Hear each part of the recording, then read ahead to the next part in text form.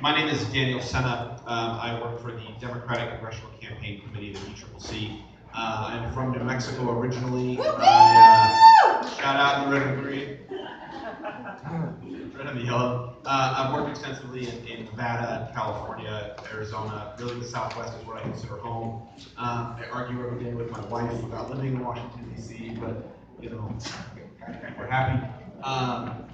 This is an issue that's very near and dear to me. My wife is not a citizen of the United States, despite being married, and we're knee-deep in the immigration process right now, despite living in Washington, D.C. So I was very, very honored and very happy to be here today.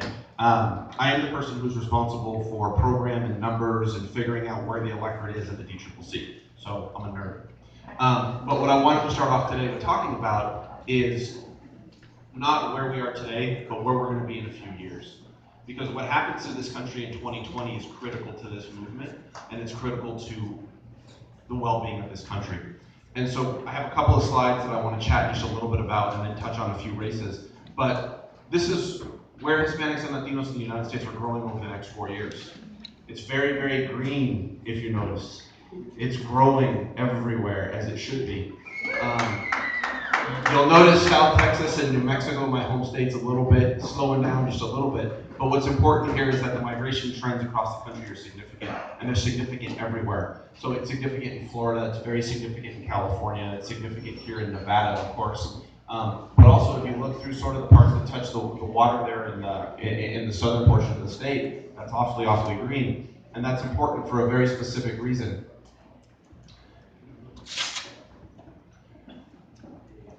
In 2020, the country will realign. We will begin to fight for new seats, right? States will pass redistricting, and the congressional makeup will shift. And so the number of seats stay the same. However, they get moved across the country. And I'm happy to share this here. Dawn has it, and you folks are more than welcome to it. This isn't rocket science or any secret. This is where people are moving. And so if you look at the last map and you think about what you saw there, you think about what we see in California, you think about what you see in Texas, what you see in Colorado, the Rust Belt people are leaving, and the jobs are basically in the parts of the country that touch the water. It's also where heavy Hispanic and immigrant populations are moving to. So as you look at Virginia, as you look at North Carolina, as you look at Florida, this is where the future fight is. So for those of you who might live in any of these states or be from any of these states, just know that there is even more importance coming to you than even this year alone. But in order to get there, we have to be successful this year. And in order to be successful this year, your fingerprint on congressional races and getting Washington, D.C., which, let's be honest, is really hard to do, to pay attention to this issue and to the communities is a real challenge. And so what this is, and I didn't think this was going to blow up very, very well, but this is basically our battlefield. We have 70 races across the country that we consider to be the most critical races of the country. Winning congressional races is very, very hard to do, but what this is a rank order of all of our races by Hispanic populations and what we view are the most important races in the country. Now, my wife likes maps, so I always build a map because it makes it a little bit easier to understand them. This is the map.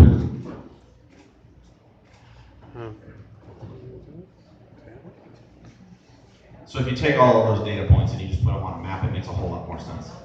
So, but if you begin to look at if you think about those three maps, if you think about where Hispanics and Latinos are growing, if you think about where reapportionment will take place, and you think about 2016, it becomes pretty clear why this year is so important.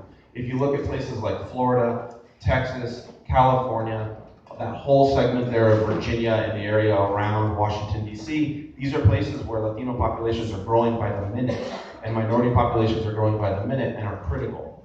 Now, there are also two very important races here in Nevada that I want to make sure we highlight. Nevada 3 and Nevada 4 are critical races. Nevada 4 in particular is a race we should not have lost, but we unfortunately did. And it is a race that the organization that I work for will be all hands in. But there are a couple of other races that I just want to sort of touch on that I think are really important. Is anybody in here from California? Yeah! Just a few. So does anybody know in California that motor voter might pass? You guys know about this? So just for everybody else in the room, The state Senate and governor, hopefully, because it's passed the House, I believe. Correct me if I'm wrong. But they may turn a key in a couple of weeks that allow every single person who has a driver's license in the state to be a registered voter. So we have a bunch of races in California that are critical, but all of the races in California might become very, very important overnight. So as we talk about where in the country is important this coming year, I would look to California, I would look to Nevada, I would certainly look to Texas. The Texas 23 seat is a critical seat for us, and where Hispanics, Latinos, and communities of color will play a very important role. Colorado 6, which is basically the area around Denver. Florida, anybody in here from Florida? You've got brand new district lines that are being redrawn like today. So we're expecting a net gain, hopefully in Nevada. And we're very, very excited. You'll also notice that an awful lot of these maps fall within the presidential race and outside of the presidential race. So I know one of the things we're going to talk a little bit about is how, as a community and as a movement, you can make an impact on these elections and put a fingerprint on all these elections. And I'm happy to elaborate on that a little bit more as we move forward. But then I'll turn it over to my distinguished colleagues. Thank you. I'm going to stand because I don't have slides. My name is Josh Ingleberry, and I'm a partner at Lake Research Partners. We're a progressive, often Democratic polling firm. I'm not going to talk a lot, I'm showing you a lot of data this morning. I sort of want to talk more about the summary of the data we've seen over the last couple of weeks, and honestly just yesterday, in terms of some of the trends on immigration and how it might apply to thinking about 2016. And not a lot of discussion on messaging and language that works, although if we have time in that conversation, I'll do that. I think you have a lot of panels that will sort of help us in messaging. But let me give you just a couple of overall points, which is, the first one is that there is really vivid data that immigration, and it just came out yesterday's Gallup poll, if you haven't seen it, yesterday's Gallup poll on immigration, really vivid data over time about how much Americans of all ethnicities, all races, all genders, all religious affiliations really value immigration and see immigration as a positive, something that makes America stronger, not weaker, better, not worse. And what's important is that the trends continue to improve, not decline, even as nasty as this debate often gets, even as hurtful and harmful as it often gets because of the politics around it. Americans continue to value immigration, and Americans, as I said before, African Americans, Latinos, Anglos, all over the map in terms of the support for immigration. So just in Gallup's data yesterday, 40% of Americans, and just a bare minimum of like 20% of Americans said immigration. So 40% immigration said immigration should stay the same. Another third say it should get increase, and very few said it should decline or decrease.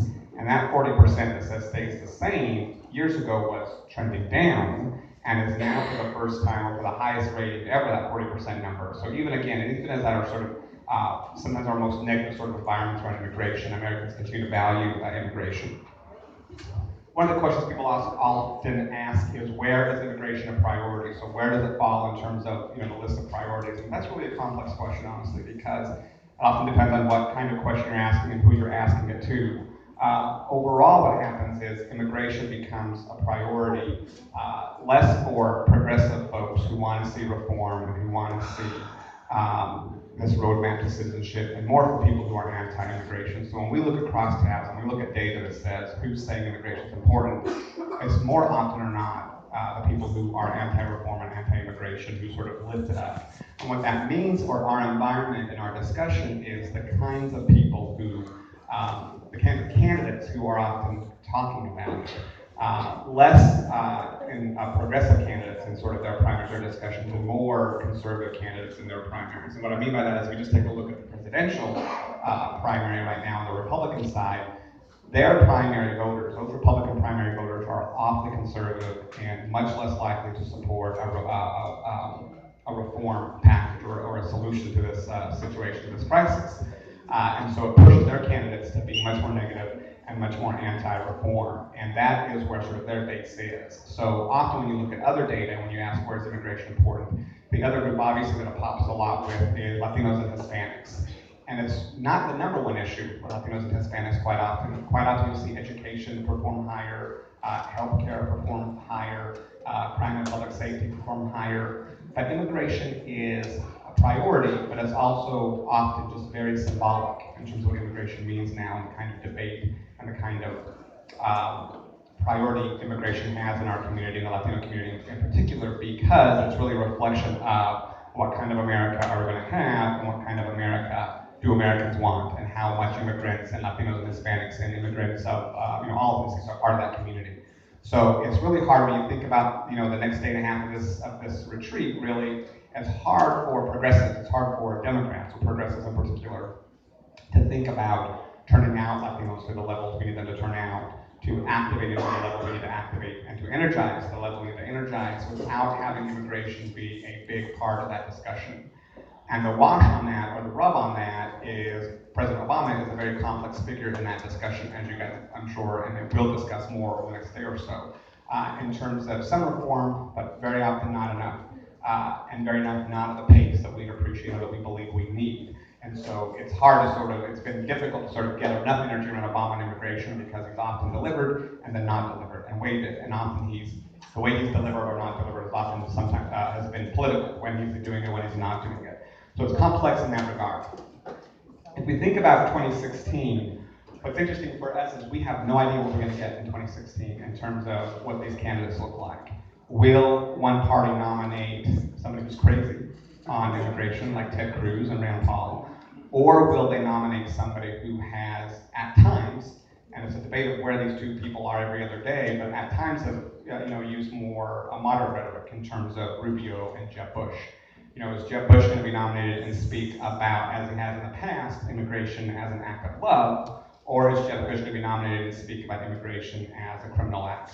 And often he's debating himself back and forth where he is on that, and so is Rubio. But we just don't know what it looks like next year in terms of who that nominee is going to be and where they are. There's all this conversation that they're going to rush back to the middle if Bush gets that nomination. But if next year's a turnout campaign, if it's just a question of do we turn out more voters than they are, then it really is a question of, then Bush has a calculation to make. Because how much hate is it, or how much is it an act of love that he wants to talk about. So we don't know when we think about looking ahead. When we think about the likely nominee for the Democrats right now, Hillary Clinton, and I know lots of new numbers are coming out constantly to show that race tightening. Hillary, quite honestly, and President Bill Clinton are beloved in the Latino community. If you look at the data by Hillary Clinton's ratings, quite often she gets quite a boost because of President Clinton, but really strong numbers for her. And she is, if you look at the polling data, the primary data between Hillary Clinton and Bernie Sanders and Martin O'Malley, Hillary is very reliant on a diverse population, right? A diverse vote, African Americans, Latinos. Bernie Sanders is very often much more reliant, or his base is much more Anglo than it is diverse. And so it's interesting to see how that happens. A, how Bernie Sanders, reaches out to more minorities, African Americans, Latinos, and sort of grows his coalition. And B, how Hillary Clinton holds on to that coalition and expands hers as well, and sort of her group, the cross pressure she's feeling with some of these Anglo voters, how to shake some of that back, and where immigration plays in that discussion. Because quite often, Bernie Sanders' natural instincts are not to go to immigration, it's to go to anti-corporations, it's to go to corporate welfare. Clinton's instincts are to go a little more immigration. She's rolled out immigration plans, she's rolled out college plans. She's more progressive on that angle because she really, in a fundamental way, in a way I don't think that camp, the other camp knows yet, understands how important turnout really is and how important it will be to sort of activate and energize our immigrant populations and our Latinos. The last point I'll make, time is up, so hopefully we have some other questions. I can make a couple additional points. Buenos dias. So I have the terrible position of being the third on this panel, which means right about now you guys have tuned out, and you're beginning to wonder what's for lunch. So, these two colleagues of mine are brilliant on data, and they've presented you with a lot of information that really is presented over the course of a couple of hours of presentation. So I know that you guys are overwhelmed with a lot of this information right now, and I don't want to burden you with a lot more information. I want to talk about historical context and why these data points matter, and how they can relate to you guys that are here in this meeting. For those of you who don't know me, my name is Andres Ramirez. I run a public relations company here in Las Vegas called Ramirez Group. I have worked all over the country and see lots of friends here. Mr. Josh Bernstein, Jimmy, Ben, the whole Mi Familia Bota family. So it's exciting to have all of you here. And all of you guys are here because where we are in the movement today. And you guys are here for answers, and you're looking for strategies, and you're looking for hope of how to keep moving forward. And this movement has happened for a long time. I remember back in 1996 when this recently in earnest started, when we did our first March on Washington on Capitol Hill. Was in 1996. I was a college student, and I marched from Georgetown to the Capitol, and I had my banner of the 10 things that immigrants were asking for back in 1996. And I told myself that I was going to hold on to that poster, that banner, with the 10 things until we can actually check off all of those 10 things. I'm still holding on to that banner today because we haven't gotten there. And it's tough. That was now almost 20 years ago. And we're still here today. And some of you, I'm sure, are looking around wondering, is this going to happen? Is it going to happen in my lifetime? Is it going to happen in my child's lifetime? Is it going to happen, period? Because we've done all this work, right? We've done tons of marches. We've done tons of rallies. We've registered people to vote. We've gotten people to become citizens. We've turned out at elections. We've turned out in record numbers. We've been, as the Republican says, breeding to have more population numbers, right? To impact this landscape. We've been doing a lot, and yet we're still here today wondering where we're going and why we're not there yet. And so it's important for all of us who are here today to continue to look for this data, because just because we haven't succeeded there doesn't mean we haven't accomplished some incredible milestones. And if you look at movements that have happened throughout the history of this country, whether we're talking about civil rights for African Americans, whether we're talking about women's suffrage, whether we're talking about LGBT equality, all of those movements took about 25 to 30 years before they won. All right, I want you to think about that. It took about 25 to 30 years. You can open any history book you want in America, and you will see document from when the first women's rights movement started to when the women's right to vote was passed. Again, look at the LGBT battle that just finished in earnest. And you're going to see these periods of time that happen. So in my book, we started this in earnest in about 1996, which means we got about 10 years to go. It means we're close to the finish line. So for me, I'm not discouraged. I'm excited. I'm excited because I've seen history, I've read it, and I know that when I look at these data points, it's the same thing that's happened throughout history. That when the LGBT movement first started, they were here, and then they were here, and then they were here, and then they were here, and they thought they moved so far up, and yet they still couldn't understand why they hadn't succeeded, and then they did.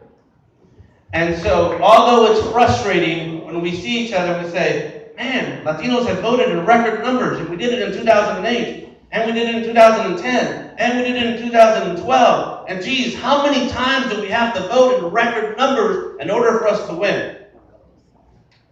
A few more times, guys. A few more times. And I also want to talk about, I know that there's been some concerns in the movement about moving forward. And there seems to be these camps that believe we have to do more marching, and we have to do more protests, and we have to do more of these things. And there are folks that say, no, we have to do more political stuff, and we have to do more voter registration, and we have to do more this. And what I'm here to tell you guys is that it's not either or. It's both.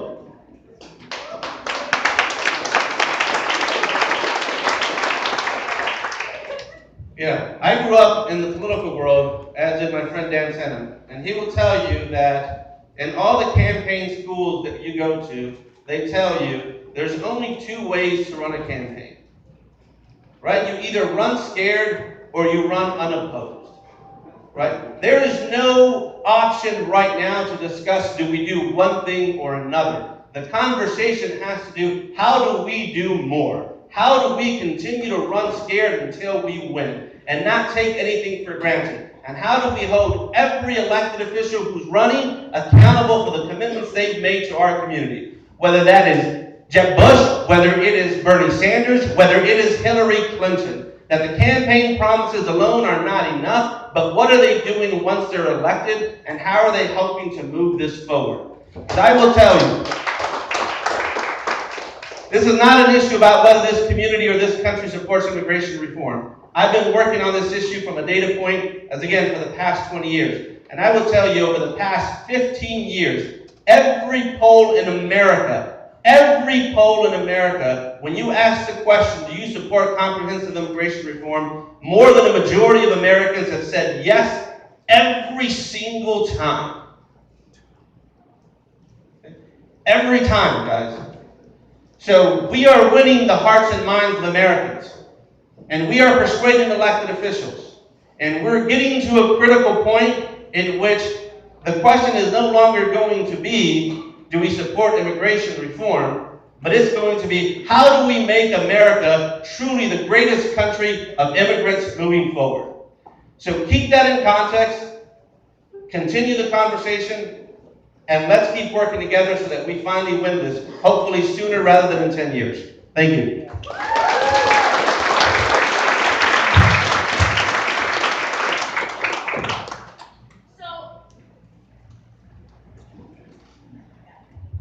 So based on what we've heard, there are obvious opportunities for us going into 2016 and beyond.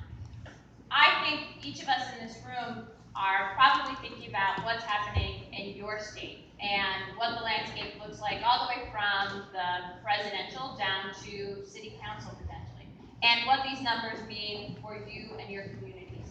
And so I think the next question that I'd like to have the panelists ask before opening it up for folks to ask questions is, what does, we'll take a step back, based on what we've seen in 2014 across the country, where yes, we have record voter registration numbers, but across the country we saw, frankly, the immigrant vote stay home. And what that means in terms of lessons that we learned as we looked at 2016, and really what does a successful 2016 look like for the immigrant communities? Can you clarify, do you mean like results, or do you mean what the campaign might look like successfully? So I think you can take it both ways. So I'm going to let Dan start. I want to answer you. The numbers So I think a few things. I think, so I come from the congressional and the governor's world. And here's my first tip of advice on how to get that done. And it doesn't have to do with a data set, it has to do with reality.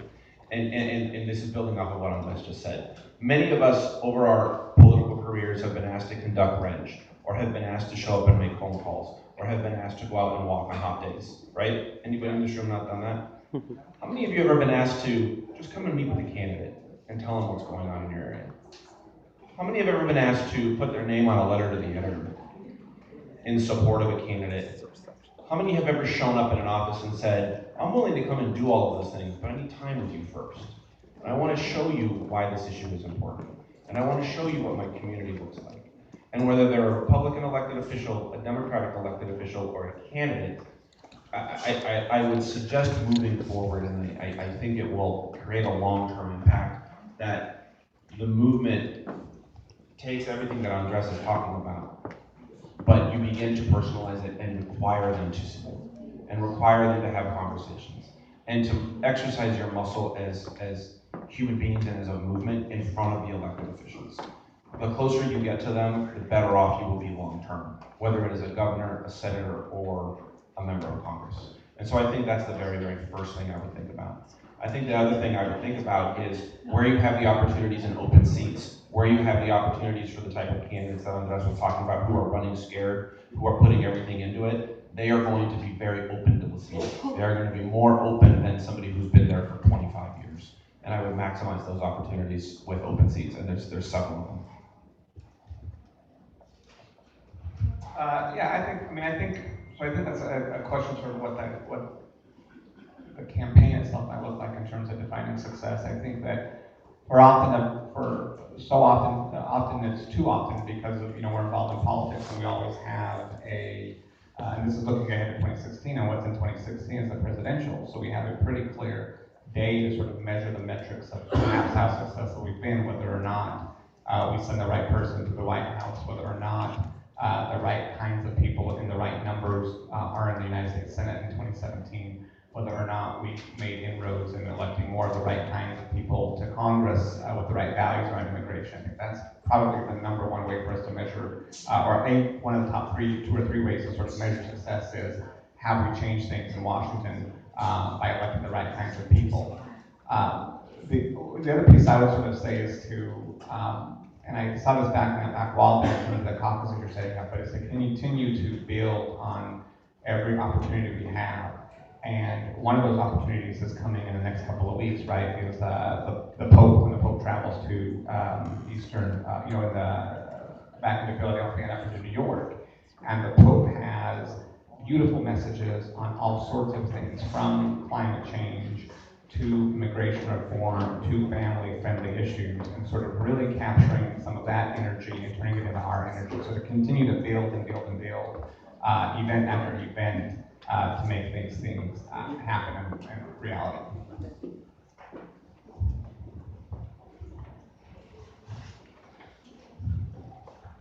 So there's obviously a lot of little basic things that need to happen to help us moving forward with this process. All of the things that Dan said that make a difference to elected officials and candidates, as well as we mentioned where we have to do to change increased perception in the public.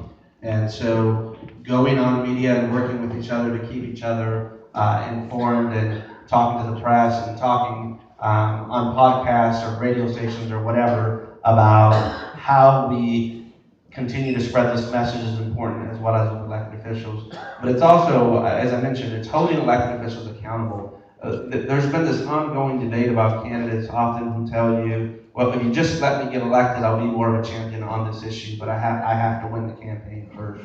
And let me just tell you that here in Nevada, which is truly considered a swing state, we've proven that you don't have to do that. And in 2010, when Senator Reid was up for re-election, a lot of people told him, oh, you can't be a pro-immigration candidate and win statewide. And they were wrong, because he was a pro-immigration candidate and he did win. And he won because he was true to his convictions, true to his word, and said, I'm not going to be afraid about where I stand on this issue or how I'm going to fight about it.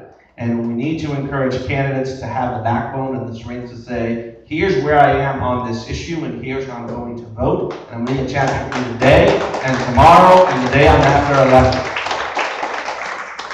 And so when you're meeting with those candidates, as Dan Tana said, and you're talking to them about why this is important to you, again, we need to make sure that, hey, we want you to be a champion today. You want us to be a champion for your campaign today by knocking on all these doors and helping. We need you to be a champion for us today and moving forward.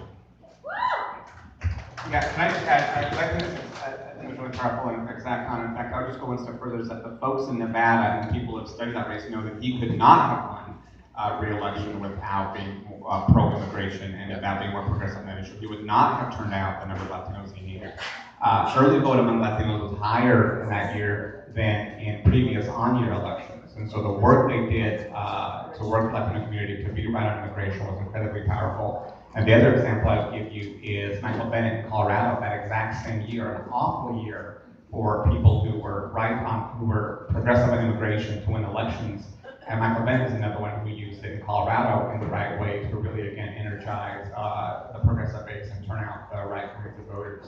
In Nevada in 2010, the initial strategies in Nevada were to try to get Republican voters not to vote for the Republican because she was crazy.